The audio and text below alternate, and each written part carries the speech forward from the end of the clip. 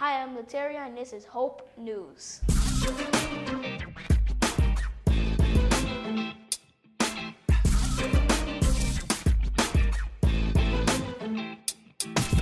Today we interviewed Council Member Dai Thao.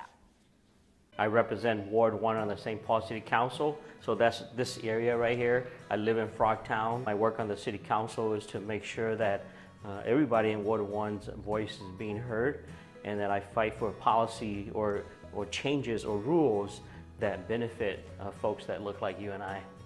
Also, City Council is like the first line of defense for residents and neighbors.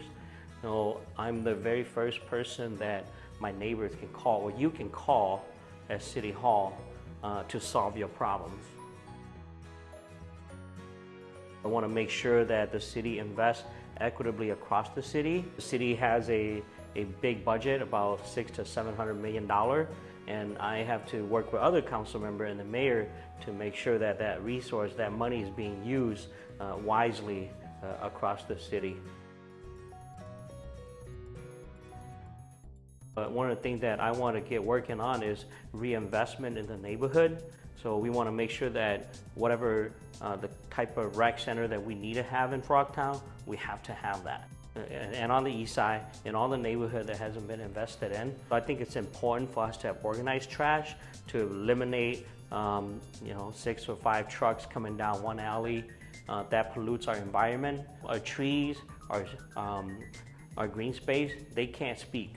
Right? So we have to be a voice for the environment as well. I think that if every kid in the city of St. Paul, ages 14 and up, that want to have a job should be able to have a job. We teach them leadership skills, we take them away from the bad element, we put them on the right track to become leaders of our community.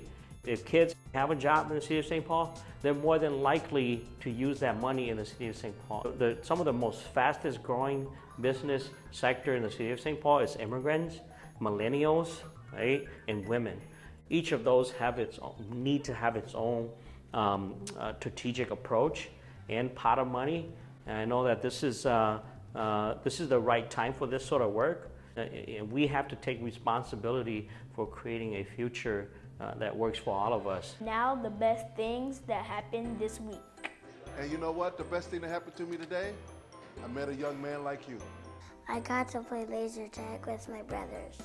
The best thing that happened to me this weekend is going out and spending time with my family and having s'mores at night. I was going to my uncle's wedding in Florida. I got to go on a camping trip with some of my friends this weekend. Quality time with my kids is probably one of the best things that happened this week, and the week has just started. Thanks for watching Hope News.